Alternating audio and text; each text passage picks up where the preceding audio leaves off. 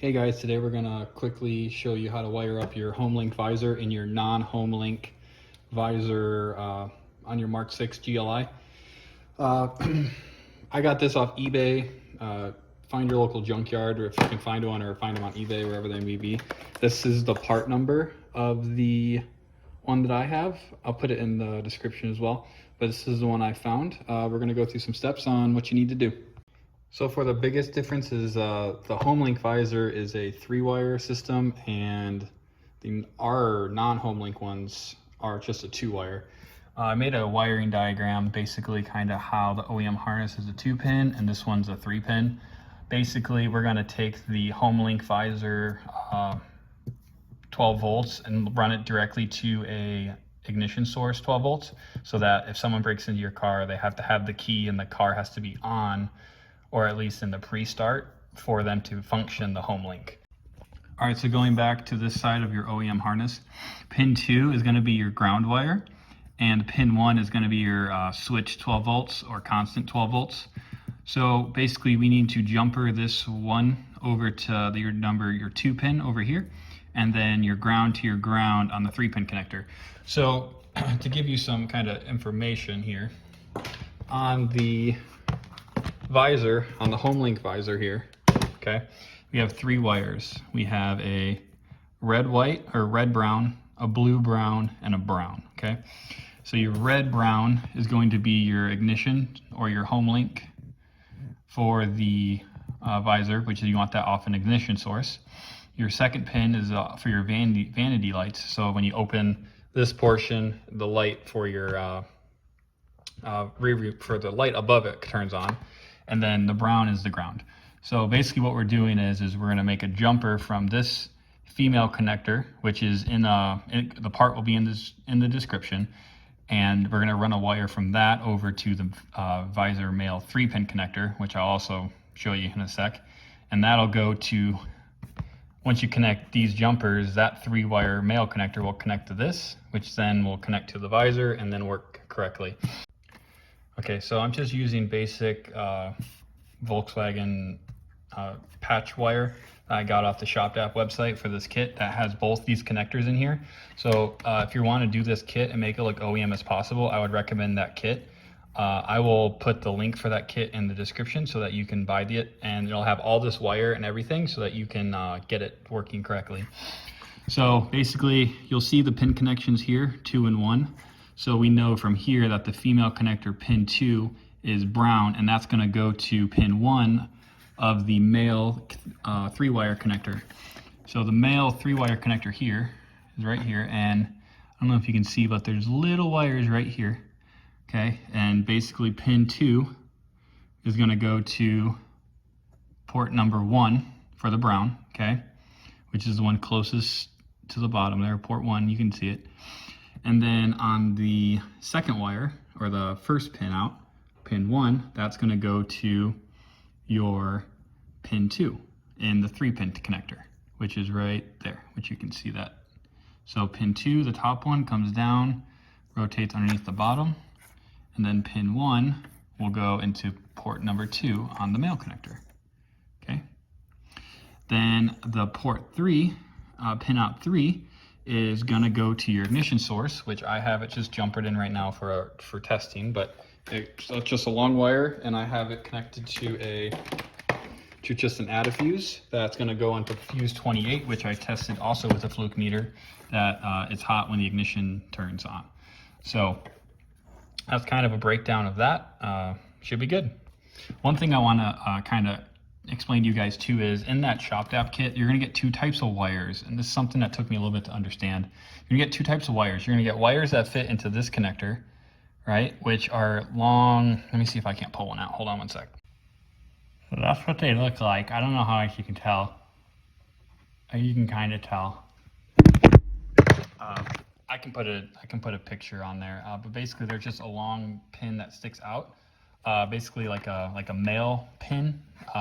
Those go in there, and then because they only give you 1 wire of this, so I looped it end to end into the same pin out, and then I just took it and cut it right in the middle. So now I had 2 ends with this connector, and then I ran these pins, which are female ends, and they're the boxy square ones. You'll see them in the thing. You can't miss them. They only fit into one connector. And I slid those into here, and then also they gave you 2 wires of this. So I was able to do one solo, and then I looped one of the ends in back into here, so that you had 2 full ends, and I cut that, so then gave me that 3 separate wires. And that's kind of how I did that. All right, so the first step to installing is to, once you remove the stock one, try to get this out. There's 3 clips. That one came out somehow. I don't fucking know how. But these ones, I kind of just used a screwdriver and pried it out of that connector right there. It should slide out. If you're looking at the thing this way, it'll slide out this way. So you see how those two have an opening right there? So you want to take a screwdriver and try to pry it. See if I can kind of like take a screwdriver like this and pushed it out this way. And then once that was out, I did this one, and then from there, obviously that last one came out by itself. But yeah, okay, so now once that's out, we can run the wire through there and through this wire loom here, so that your airbag, you don't have a wire in front of the airbag, and then if something fucking happens, it'll snap off during the accident. So we want it to be safe, so we're going to run it up on the top here so that it stays away from the airbag if it were to deploy. All right, so status update. Finally got it out. These clips are a real pain in the ass. Be really careful because you're working next to the airbag.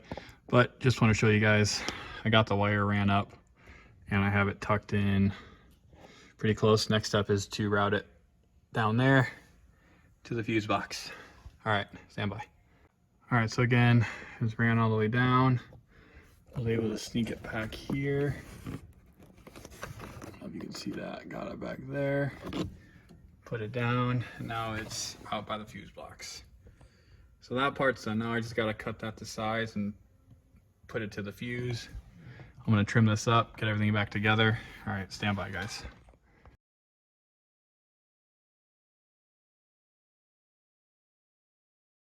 Fun fact, I found out that after I ran the wire, this panel right here is just clipped in, and then there's a piece right here as well that's clipped in, so that gives you full access to just run it right down through, right to the fuse box back in there.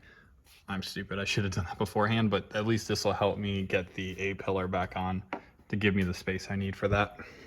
All right, another update. I finally got the 3 clips out of the A pillar.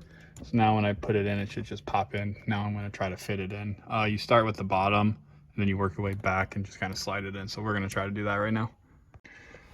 All right, so it's back in. That A pillar was a pain in my ass to get in. Basically, this right here is very tough to fit in. I had to remove the weathering strip. And as you see, it's not perfect. It looks way worse than it actually does in person, but it looks okay. It's tucked in there. But yeah, so now it should work. And then the only thing is there's a switch inside of here that basically won't allow the vanity light to work. So make sure when you're testing that this is open. Otherwise, if it's closed, the light's not going to work. It took me like 3 hours to figure that out. So note to self, if it's not working, make sure that this is in the open position before you test it. I had it just laying on my steering wheel and it wasn't working. So yeah, one thing to think about. So kind of go over how you program this. So there's 2 buttons here. As soon as you install it and get it wired up, you want to hold these 2 for 20 seconds. Basically, if a button's not programmed, it's going to flash. Oh, my car's not on. If it's not programmed, it's going to flash slow. And then if it is programmed, it's going to flash fast, like so, which you'll see once it stops flashing. Like that. Okay. How you programmed it was I had my little portable, or my door thing here. So I put in my code, and then I pressed down, and I held the button here at the same time until this button started flashing quickly. Then I went on my garage door, and there's a program button on it. And basically I held the program button up there for a second. It flashed purple. I went over here and I just started pressing the 1 a lot until eventually my garage door started opening. So because I have a rolling code, that's kind of why I had to do it that way. Older stuff, you may just have to program the receiver and that's it. So yeah, that's how you program it. All right, this is just proof that my Homelink will work. So I got my Homelink here. I programmed it, so I'm gonna hook it. There it goes. Hell yeah. And that's how you successfully program and install a Homelink in your GLI. Nice.